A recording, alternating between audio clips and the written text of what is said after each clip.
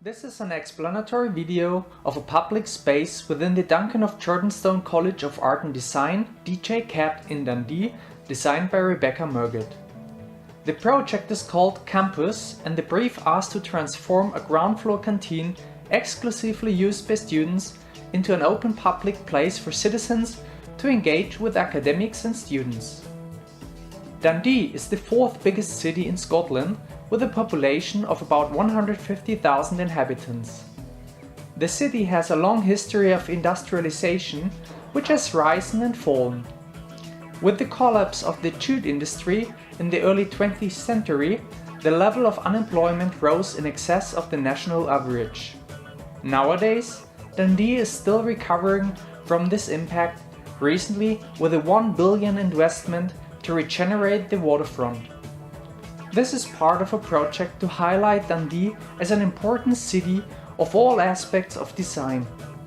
Despite the progress, there are still problems present. This will be outlined by 4 examples within the next slides. 1 out of 4 children is living in poverty, with increasing to 1 in 3 in some of the worst areas of deprivation. The last figures from the Child Poverty Action Group reveal that of Scotland's 32 local authorities, only Glasgow has a greater problem with child poverty. A study from the University of Dundee has shown that teenagers who fail to identify with their family, school and friends are more than 4 times likely to suffer mental health problems as peers who interact positively with these social groups. Another study from the Scottish Suicide Information Database report has shown that the suicide rate among Scottish men is 73% higher than in England and Wales. This is due to social and economic factors like the 2008 recession and subsequent unemployment. Another problem is loneliness in older age groups as identified by Age UK. 17% of older people said they are in contact with family, friends and neighbors less than once a week, and 11% are in contact less than once a month. 51% of all people aged 75 and over live alone, and 2/5 of all older people say that television is their main company. Engagement between academia and public has various impacts on both sides, which will be outlined in the next section. The impact on society by public engagement with an university helps to build trust and mutual understanding. It helps to maximize the knowledge and experience flow between institutions and society. It can generate unforeseen outcomes and stimulate creativity and innovation. The impact on students is to enrich their experience, ensuring they can access a range of formal and informal opportunities to engage with the public. This develops employability and mediates life skills and helps demonstrating the social commitment of higher education. The act of engaging can develop transferable skills like leadership, communication, listening, capacity for teamwork and project management. Engaging with the public helps staff and students to better understand wider social concerns and the implications of their research. The advantage for universities is enrichment on any institutional research, teaching and learning. This has positive outcomes in many ways. The public may challenge and broaden academic thinking. Projects in partnership with crowd scientists can result in greater impact and relevance. It strengthens and enriches an institution's brand and identity, which increases public appreciation and support for higher education overall. 3 activities of engagement are necessary to succeed the positive impacts: information, inclusion and collaboration. The place gives the opportunity to inform about the work within the university, inspire others and communicate the relevance of our work at the DJ-CAD.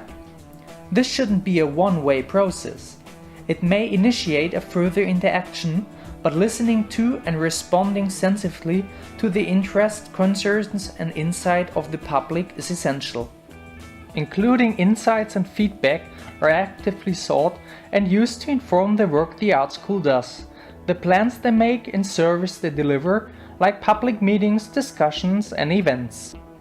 And finally, the collaboration with a range of partners to solve problems, develop new ideas, pool expertise and learn from each other, like knowledge exchange.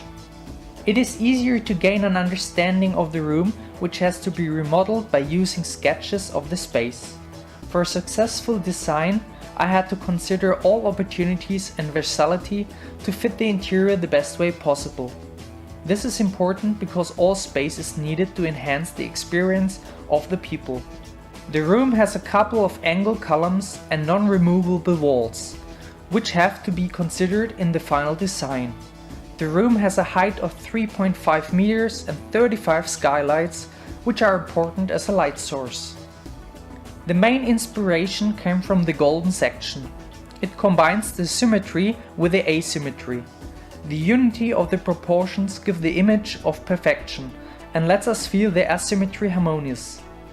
Every community includes unique and divergent characters which come together to fit one purpose. So they are forced to act together in an efficient way to make things work and reach their aims. Each part of the section is therefore symbolic for the different kind of personalities in a group, but at the end it gives a symmetric and harmonious picture. The second source of inspiration arose from the work of Richard Serra. He is an American minimalist sculptor and video artist, best known for working with large-scale assemblies of sheet metal. Serra often constructs site-specific installations, frequently on a scale that dwarfs the observer. His art challenged viewers' perception of the bodies in relation to interior spaces and landscapes, and he often encourages movements in and around his sculptures. Their design shows a space where people all age and ranks can come together to gain new experience and involve the public in current academic projects. The room should provide an opportunity that different people can exchange ideas and knowledge. It can help to get young people involved in education again. Elderly people can escape from loneliness at home and share their experience and wisdom, and children can play together. This provides not only a knowledge exchange from the academia to public, but also from one generation to another. The encouragement by the design shows not a one-way flow of teaching, but a bidirectional communication. Sometimes just the conversation about problems can be the solution. To show this bidirectional approach, the name Connect To was chosen. The old canteen is now a place where people can connect to and with each other. As mentioned before, this communication should have no limits and goes beyond all age groups and backgrounds. This space consists of different areas where variable kinds of activities can be undertaken. Now I will show you the final design. This is the floor plan with the ceiling and skylights. Then we remove it so you can see the floor plan with the straight lines of lighting systems in the room. It is in contrast with the concept of the spirals of the hubs. In the different areas are sanitary equipment, storage rooms and the cloakroom located, here seen as symbols. Each area has a distinct color code. On the one hand, the purpose is to create a friendly, colorful atmosphere. On the other, it represents the different influences brought in by the divergent characters into the room. The purple area is an open spiral whose start leads the visitor inside the room. In front of it is an open and multifunctional space where large meetings and workshops can be held. A small kitchen is located behind the spiral hub, where coffee and tea, but also meals can be prepared. This area could be booked for groups to provide food for themselves or for presentations and courses on how to cook. In a time where kitchens are getting smaller and cooking fresh food is not so important anymore, education on that topic can decrease health issues caused by fast food. This can help children to learn more about cooking and food preparation under the supervision of adults. Close to the public entrance is one of 3 meeting hubs. This allows smaller groups to book this area for workshops, for students and staff as well as for public use. For example, craft clubs or other small-scale social events. It provides confidentiality and privacy. Children can connect to each other in the following play area. Research has shown that playing helps to forge connections between children.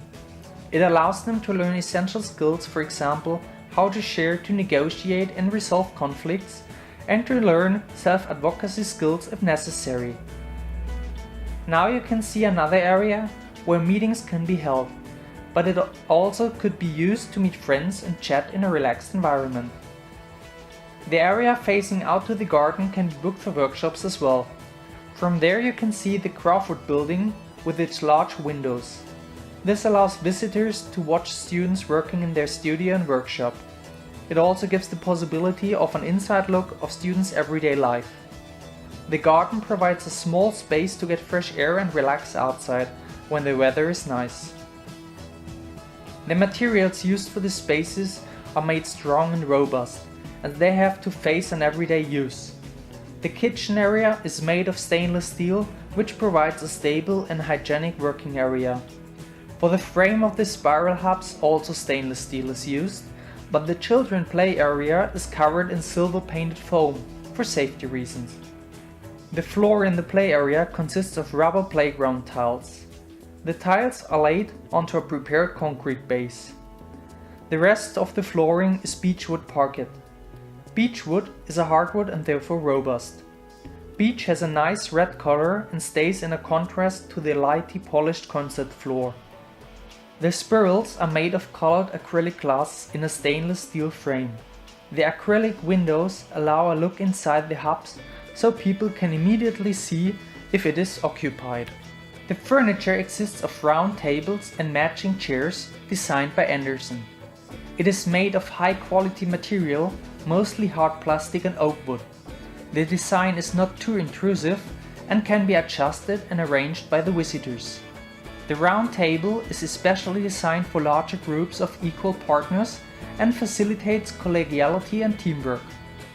For comfortable seating there are beanbags provided, which can be carried around the space.